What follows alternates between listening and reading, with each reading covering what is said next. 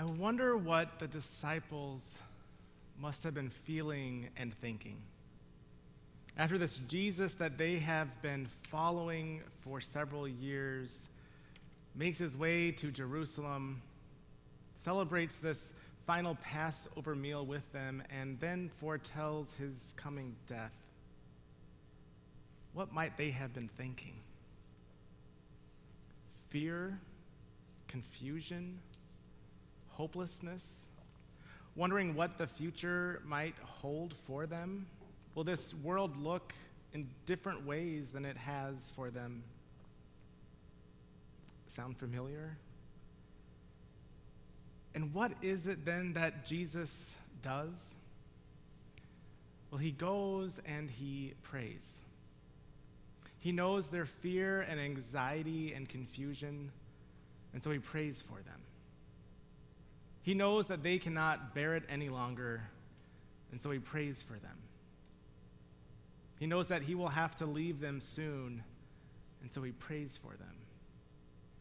And whether or not they understand everything doesn't seem to matter.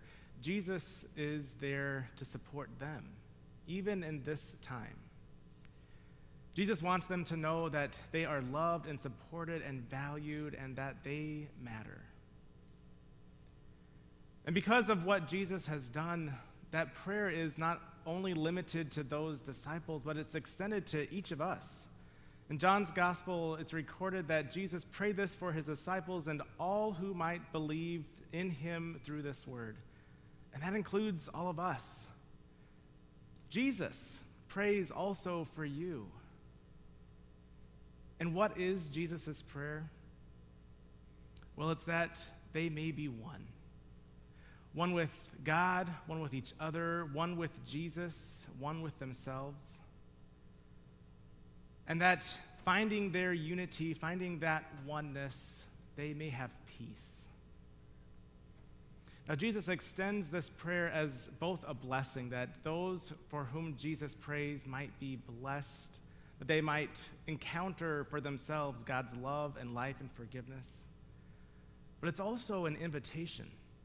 Through the power of the Holy Spirit, Jesus also gives to us that same Spirit that enables us to turn to God in prayer, to take our own concern, our own fears and anxieties to God ourselves.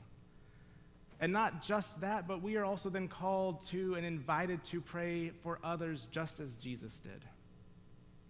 So today, as we begin to think about how we might pray again for the church and the world and individuals who are in any need, I ask you to take this moment to consider for whom you might be called to pray for this day.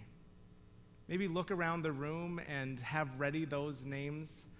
Perhaps if you find yourself worshiping alone, you might consider those who weigh heaviest on your hearts, those that God has called you to be praying for. And let us bring those names to mind as we begin our time of prayer.